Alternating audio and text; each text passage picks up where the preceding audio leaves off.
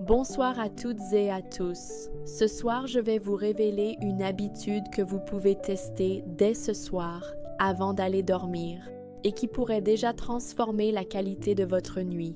Vous allez comprendre comment un simple geste, de moins d'1 minute, peut réduire vos réveils nocturnes, apaiser votre vessie et même améliorer votre vitalité intime. Et si vous restez avec moi, dans quelques minutes, je vous donnerai un protocole très simple, un petit test à faire à la maison qui vous dira en 30 secondes seulement si vous êtes sur la bonne voie. Je suis la docteure Amélie, urologue et spécialiste de la santé pelvienne depuis plus de 15 ans. J'ai accompagné des centaines de patients et de patientes de plus de 60 ans, parfois désespérés à l'idée que c'était fini pour eux. Et pourtant, non. Chaque corps, à tout âge, a une capacité de récupération et d'adaptation extraordinaire. Abonnez-vous maintenant. On commence tout de suite. Permettez-moi d'abord de me présenter rapidement. Je m'appelle Amélie Dubois, je suis médecin et j'ai consacré ma carrière à 2 domaines, la santé de la vessie et la santé sexuelle après 50 ans. Pourquoi? Parce que ce sont 2 sujets où l'on trouve encore trop de tabous, trop de fausses croyances et surtout trop de résignation.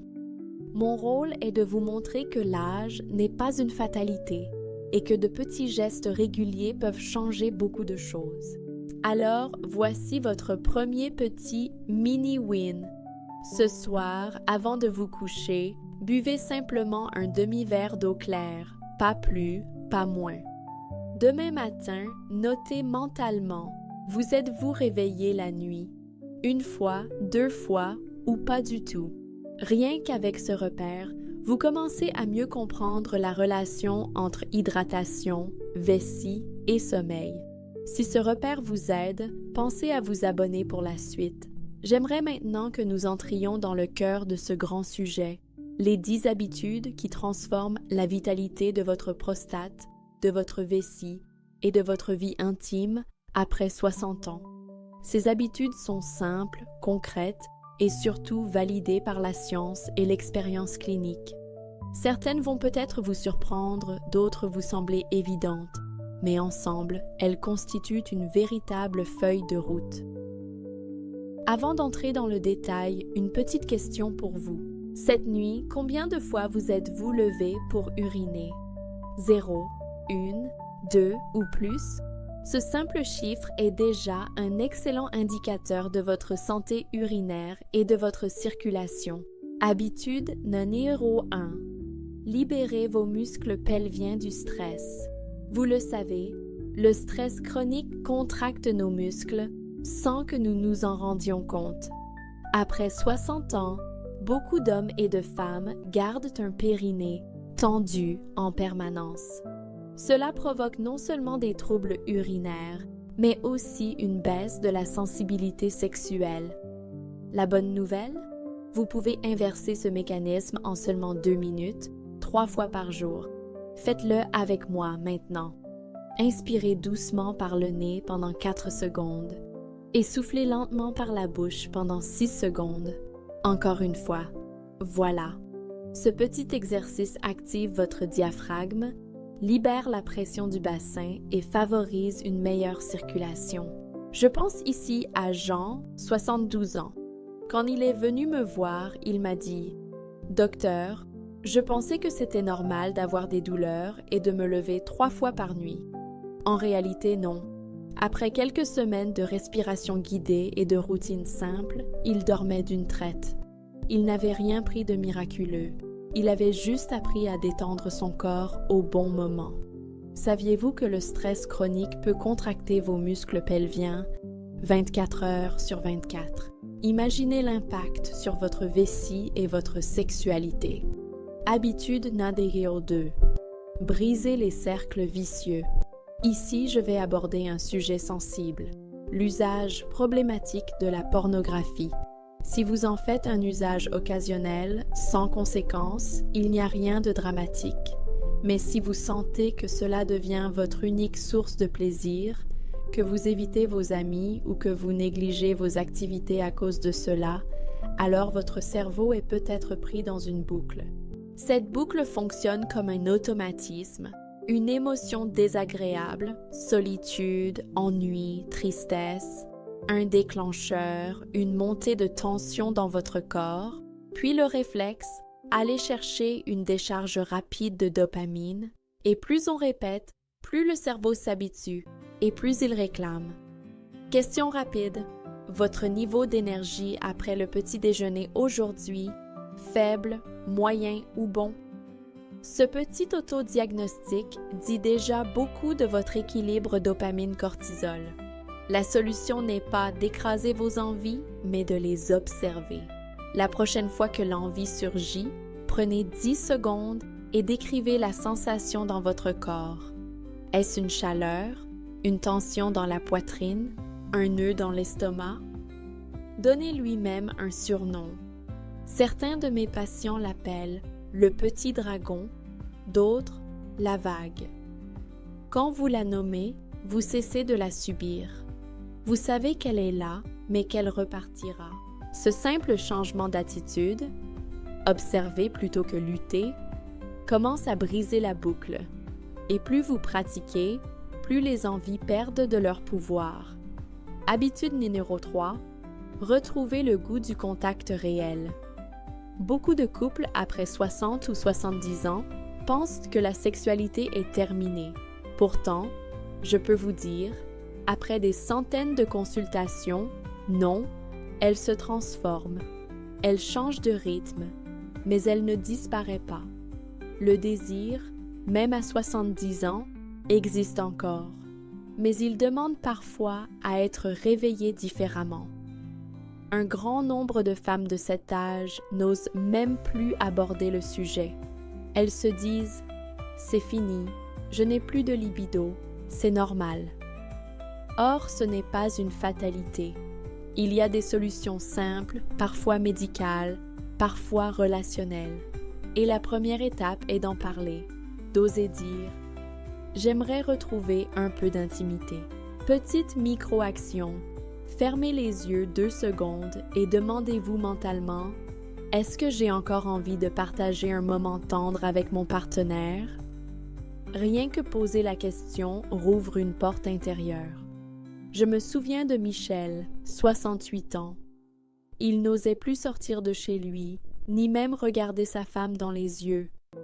3 mois après avoir introduit de petits rituels d'intimité, parfois simplement une promenade main dans la main, un repas sans distraction, il avait retrouvé non seulement du désir, mais aussi de la confiance. Ce n'était pas un médicament miracle, c'était une nouvelle manière de se connecter. Voilà les 3 premières habitudes.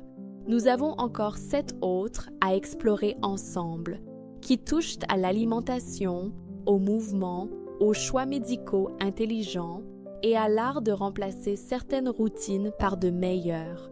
Chaque habitude est une clé et combinée, elle change réellement la vitalité de votre prostate, de votre vessie et de votre vie intime. Restez avec moi. Dans un instant, je vais vous révéler une erreur très courante que beaucoup de personnes croient bien faire, mais qui en réalité fatigue votre vessie et peut même nuire à votre circulation.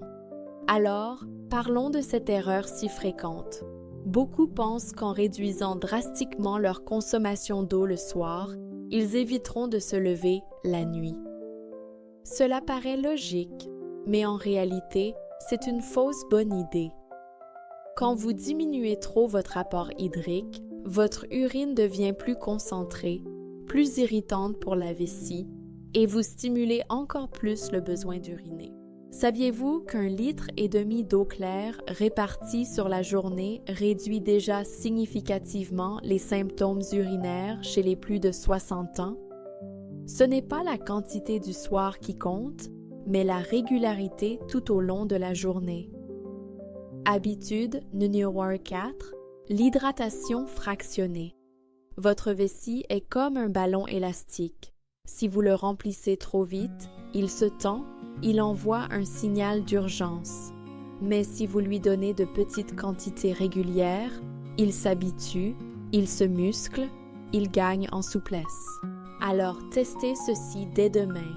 Un grand verre au lever, puis une gorgée toutes les 30 minutes. Pas besoin d'y penser sans cesse. Posez simplement un petit verre d'eau sur la table à côté de vous et buvez une gorgée chaque fois que vous jetez un coup d'œil à l'horloge. Micro-action immédiate. Prenez une gorgée d'eau maintenant, juste une. Votre corps vous remerciera déjà.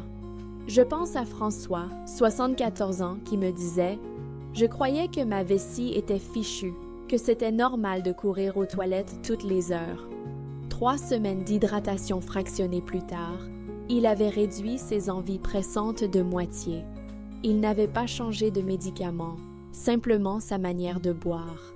Et vous, aujourd'hui, avez-vous bu assez d'eau claire? Oui ou non? Habitude numéro 5. Le mouvement anti-ischémie. Une autre erreur classique après 60 ans, c'est de rester assis trop longtemps. Vous l'avez peut-être remarqué. Plus on reste assis, plus on ressent de lourdeur, plus la circulation se bloque.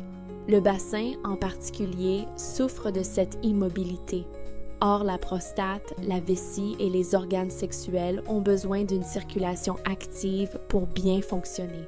La règle est simple. Toutes les 30 minutes, 2 minutes de mouvement. Pas besoin d'aller courir, simplement se lever, dérouler les épaules, marcher un peu dans la pièce. C'est ce que j'appelle la règle du 32. Levez-vous, déroulez vos épaules, asseyez-vous à nouveau. Voilà, ce petit geste suffit à réactiver la circulation.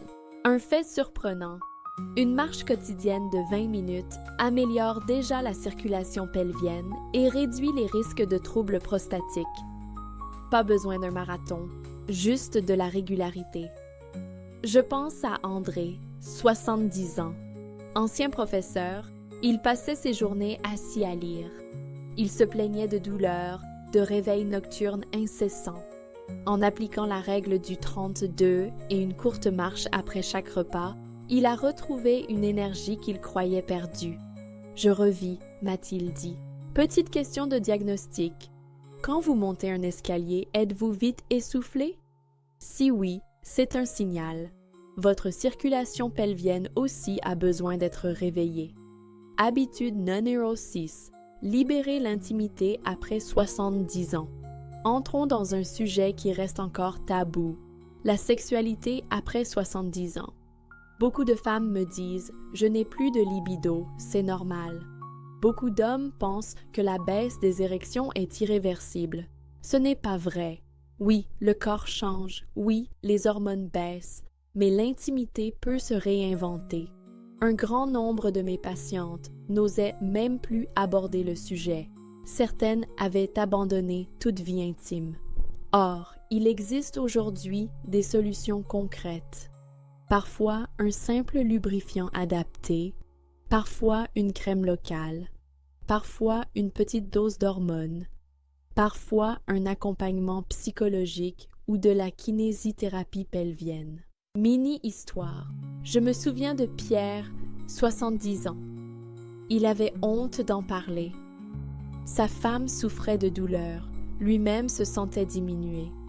Il n'osait plus se toucher. Après une prise en charge conjointe, exercices doux, crème vaginale pour elle, marche régulière pour lui, ils ont retrouvé une intimité tendre et joyeuse. Nous avons l'impression de redécouvrir notre jeunesse, m'ont-ils confié. Fait étonnant, 2 à 4 éjaculations par semaine réduisent de 30% le risque de cancer de la prostate. Cela montre que la sexualité, loin d'être un luxe, est aussi une véritable hygiène de santé. Alors je vous pose la question, avez-vous encore remarqué des érections matinales cette semaine? Oui ou non? Ce simple indicateur en dit long sur votre circulation et votre équilibre hormonal. Certains d'entre vous me demanderont « Mais docteur, et si je n'ai plus du tout de désir? » Là encore, il existe des pistes. Pour certaines femmes, une petite supplémentation en DHEA redonne un peu de libido. Pour d'autres, une approche plus relationnelle suffit. Programmer un moment tendre, réapprendre à se toucher sans pression. Pour certains couples, cela passe par la créativité. Redécouvrir que l'intimité ne se réduit pas à la pénétration. Fermez les yeux 2 secondes et demandez-vous: quand ai-je partagé pour la dernière fois un vrai moment de tendresse physique? La réponse vous donnera déjà une direction. Je veux que vous reteniez ceci: il n'est jamais trop tard. J'ai vu des femmes de 75 ans redécouvrir l'orgasme après un traitement adapté. J'ai vu des hommes reprendre confiance grâce à quelques changements d'hygiène de vie.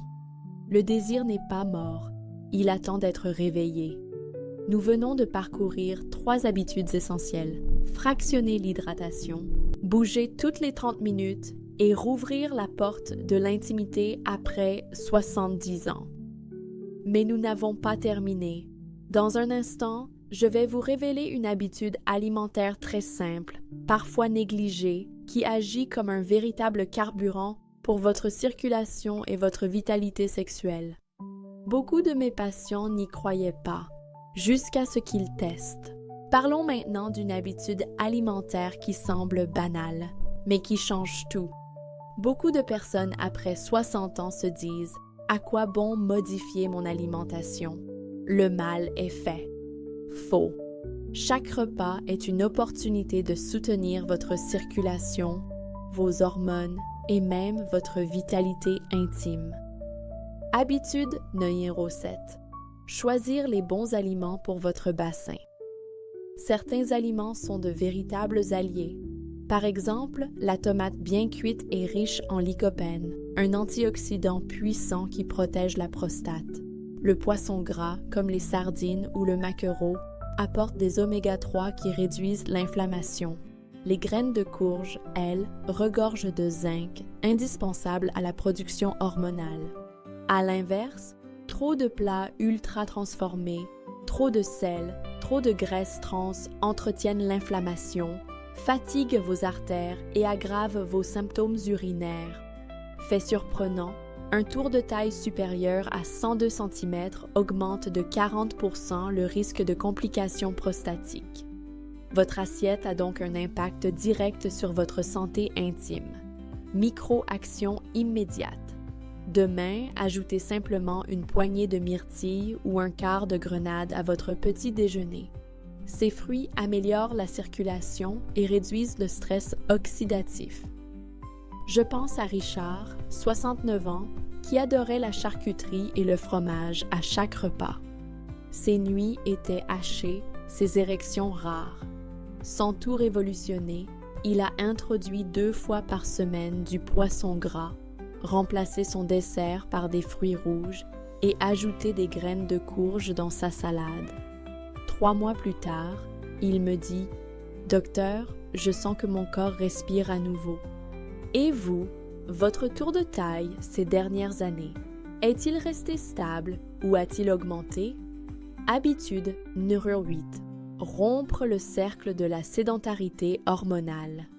Beaucoup ignorent que la graisse abdominale agit comme une glande hormonale. Elle transforme la testostérone en œstrogène, affaiblissant encore plus la vitalité masculine. Ce phénomène, appelé aromatisation, explique pourquoi un excès de ventre s'accompagne souvent de baisse d'énergie et de libido. La bonne nouvelle, vous n'avez pas besoin de perdre 10 kilos pour observer une amélioration. Parfois, réduire seulement 2 ou 3 cm de tour de taille suffit à rééquilibrer vos hormones. Question rapide. Hier, combien de pas avez-vous fait? Moins de 2000, entre 2000 et 5000 ou plus de 5000. Un fait marquant, chaque kilo de graisse abdominale supplémentaire augmente la conversion de testostérone en œstrogène. Autrement dit, chaque kilo compte. Alors, adoptez une règle simple. Après chaque repas, 10 minutes de marche douce, ni plus, ni moins. Cela régule la glycémie, stimule la circulation et empêche le stockage abdominal. Levez-vous maintenant, étirez doucement vos jambes sous la table. Rien que ce petit geste active déjà votre sang. Je repense à André, 66 ans. Il me confiait: « Je pensais que je devais m'épuiser au sport pour retrouver ma vitalité. Non. De simples marches quotidiennes, un peu de jardinage, quelques étirements, et il a vu la différence. Son énergie est revenue. Ses nuits se sont apaisées. La clé n'était pas la performance, mais la régularité. Habitude numéro 9. Apaiser les nerfs du bassin. Après 60 ans, beaucoup de douleurs pelviennes, d'irritation ou de sensations de lourdeur viennent d'un nerf comprimé ou d'un muscle hypertonique. C'est un peu comme si votre bassin restait en mode alerte permanent. Résultat, inconfort, douleur, baisse du plaisir. Ici encore, le stress est un déclencheur majeur. Des exercices simples de relaxation pelvienne suffisent parfois à libérer des années de tension. Fermez les yeux, mettez une main sur votre ventre, inspirez doucement, sentez-le se gonfler, puis soufflez longuement. Voilà. Ce mouvement redonne de la mobilité à votre diaphragme et détend vos muscles pelviens. Mini-histoire. Une patiente de 71 ans me disait « Je croyais que mes douleurs faisaient partie de l'âge. » En réalité, son bassin était simplement tendu, contracté. Après quelques séances de kinésithérapie pelvienne et de respiration guidée, elle pouvait de nouveau profiter d'une intimité sans douleur. Elle m'a dit « Je revis ». Fait clinique, le stress chronique peut contracter vos muscles pelviens 24 heures sur 24. Sans pause. Imaginez la fatigue accumulée. C'est pourquoi 3 petites respirations profondes, 3 fois par jour, sont un médicament naturel et gratuit. Habitude numéro 10. Cultiver la tendresse comme thérapie. Enfin, parlons de ce qui nourrit profondément la vitalité après 60 ans. Le lien affectif. Beaucoup de couples pensent que la sexualité est terminée quand la pénétration devient difficile. C'est faux. L'intimité ne se réduit pas à un acte mécanique. Elle peut prendre 1000 formes.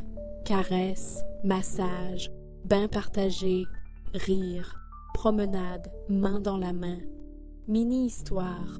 Un grand-père de 75 ans m'a confié « Je croyais que perdre l'envie, c'était la fatalité. » Puis, il a réintroduit des moments simples de tendresse avec sa compagne.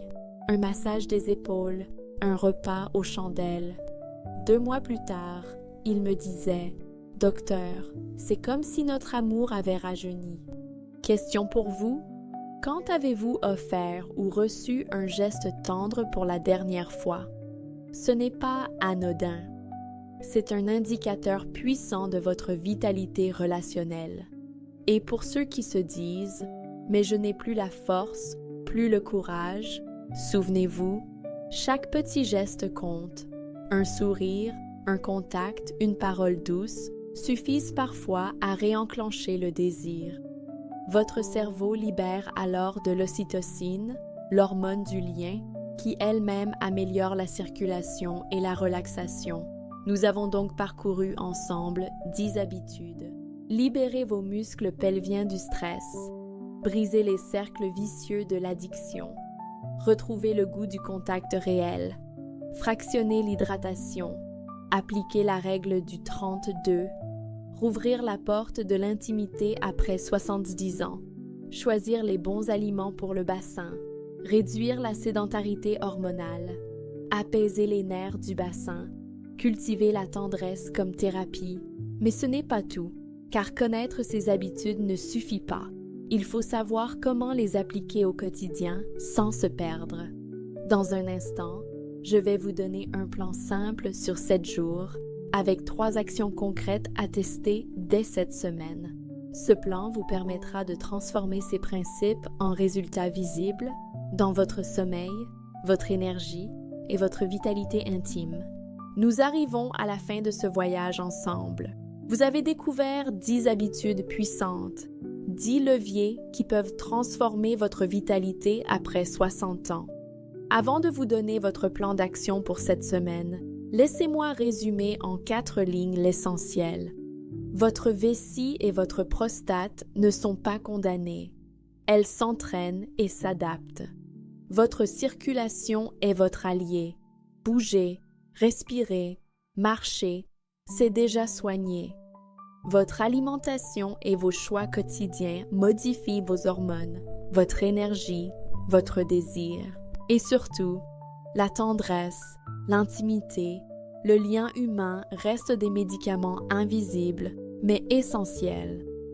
Votre plan 7 jours, 3 actions concrètes. 1. Respiration pelvienne. 3 fois par jour, prenez 2 minutes. Une main sur le ventre, inspirez 4 secondes, soufflez 6 secondes. Faites-le au lever, après le déjeuner et avant le coucher. Vous allez déjà sentir une détente nouvelle. 2. Règle 32. Toutes les 30 minutes, levez-vous 2 minutes. Marchez, étirez vos jambes, roulez vos épaules, collez un petit post-it sur votre table. 32. Dans une semaine, votre circulation aura déjà changé. 3. Alimentation ciblée. Chaque jour, ajoutez un aliment protecteur du bassin. Lundi, tomates cuites. Mardi, poisson gras. Mercredi, graines de courge. Jeudi, myrtille. Vendredi, grenade. Samedi, épinards. Dimanche, un verre de jus de betterave. Simple, progressif, efficace. Imaginez-vous dans 7 jours. Vous aurez respiré, bougé, mangé différemment, peut-être mieux dormi, peut-être retrouvé une énergie plus stable, peut-être même noté un frémissement de désir, une confiance nouvelle. Je veux vous laisser avec un message clair. Ce n'est pas une fatalité. À tout âge, vous pouvez encore agir, corriger, améliorer. Votre corps vous écoute et il répond à ce que vous lui offrez. Alors, je vous encourage maintenant à 2 choses. Testez ce plan 7 jours. Donnez-lui une chance. Écrivez même dans un carnet vos observations, sommeil, énergie, envie, humeur. Rejoignez cette communauté de personnes qui refusent la résignation. Abonnez-vous dès maintenant car les prochaines vidéos vous donneront d'autres outils encore plus précis pour continuer ce chemin. Votre santé, votre vitalité, votre intimité méritent cette attention. Vous le méritez. Prenez soin de vous, appliquez ces gestes simples et souvenez-vous, chaque petit pas est déjà une victoire. À très bientôt.